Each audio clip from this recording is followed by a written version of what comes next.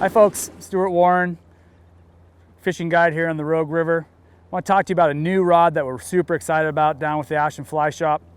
This is the new Winston Air TH, the 13-foot 3-inch 7-weight.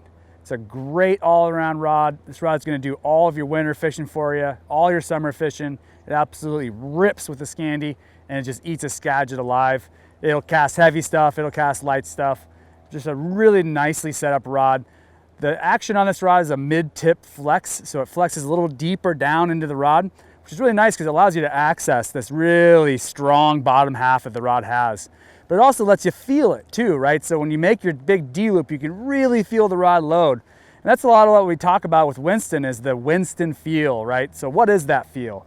Well, the feel is getting feedback from the rod through your casting stroke that allows you to know when it's loaded so you can fire it.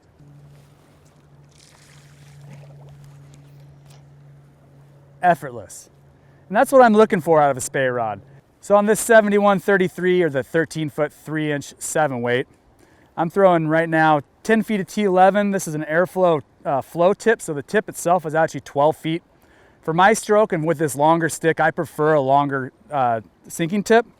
That's where these flow tips are nice because I don't have to fish a 12-foot tip. I can use 10 feet of the T11 here off the front end, and then it's got about 2.5 feet of intermediate towards the back. And I'm using a 510 grain Skagit head on here. 500 would be great. I think you could drop it down as low as 480 if you like to have your rod feel a little faster. With the Scandi, boy, that 475, 480 mark really seems to be fun on this rod. I really enjoyed casting that Airflow Rage head with this. You can put like a 12-foot poly leader off the front and a pretty heavy one and a pretty good sized fly. And it's just effortless to cast it. But right now here on the Rogue, water temps are cold and the river's gotten real clear. So we're really being forced to fish deeper stuff and heavier stuff.